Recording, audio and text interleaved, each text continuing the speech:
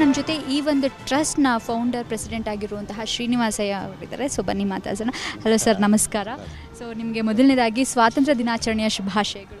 ಶುಭಾಶಯಗಳು ರಾಷ್ಟ್ರೀಯವರಿಗೆ ನಮ್ಮ ಸರ್. ಹಾಗೆಯೇ ಈ ಒಂದು ಟ್ರಸ್ಟ್ನ ನೀವು ಯಾವಾಗ ಪ್ರಾರಂಭ ಮಾಡಿದ್ರಿ ಆ್ಯಂಡ್ ನಿಮಗೆ ಯಾಕೆ ಈ ಥರ ಒಂದು ಟ್ರಸ್ಟ್ನ ಮಾಡಬೇಕು ಅಂಧ ಮಕ್ಕಳಿಗೋಸ್ಕರ ಅಂತ ಅನ್ನಿಸ್ತು?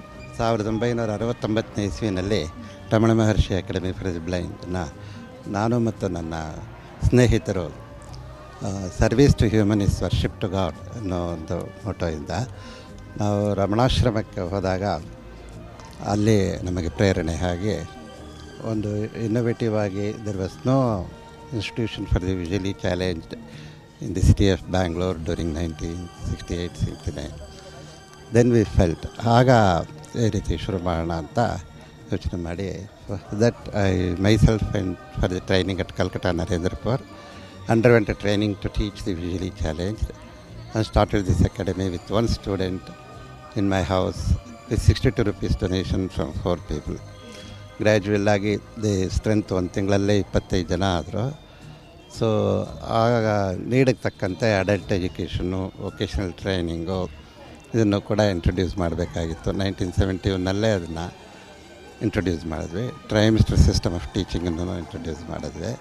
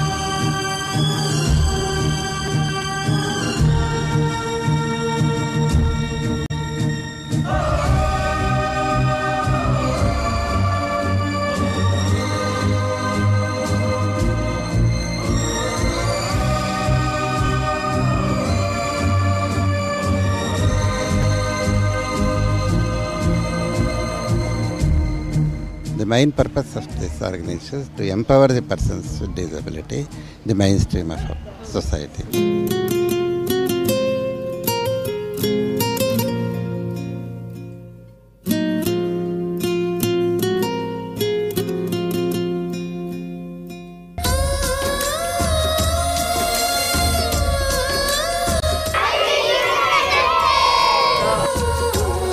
ಓಕೆ ವೀಕ್ಷಕರೇ, ನೋಡಿದ್ರಿ ಅಲ್ವಾ, ಇವತ್ತಿನ ಇಂಡಿಪೆಂಡೆನ್ಸ್ ಡೇ ಸ್ಪೆಷಲ್ ಅಂತೂ ಸೂಪರ್ ಆಗಿತ್ತು. ಸೆಲೆಬ್ರೇಷನ್ ಅಂತೂ ಇನ್ನೂ ಅದ್ಭುತವಾಗಿತ್ತು.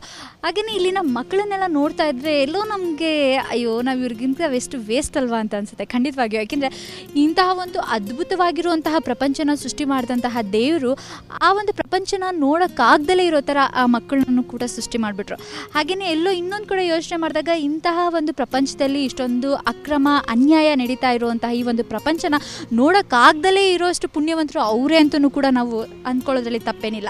ಸೊ ಹಾಗೆಯೇ ಇವತ್ತಿನ ಈ ಒಂದು ಸಂಚಿಕೆ ನಿಮ್ಮೆಲ್ಲರಿಗೂ ಇಷ್ಟ ಆಯಿತು ಅಂತ ತಿಳ್ಕೊಳ್ತಾ ಈ ಒಂದು ಸಂಚಿಕೆನ ನಾನು ನಮ್ಮ ಭಾರತದ ಗಡಿಯಲ್ಲಿ ನಮಗೋಸ್ಕರ ಸೇವೆ ಸಲ್ಲಿಸ್ತಾ ಇರುವಂತಹ ಯೋಧರಿಗೆ, ಸೈನಿಕರಿಗೆ ಅರ್ಪಿಸೋದಕ್ಕೆ ಇಷ್ಟಪಡ್ತೀನಿ ಅಂತ ಹೇಳ್ತಾ ಮತ್ತೊಮ್ಮೆ ತಮಗೆಲ್ಲರಿಗೂ ಹ್ಯಾಪಿ ಇಂಡಿಪೆಂಡೆನ್ಸ್ ಡೇ. ನಮಸ್ಕಾರ.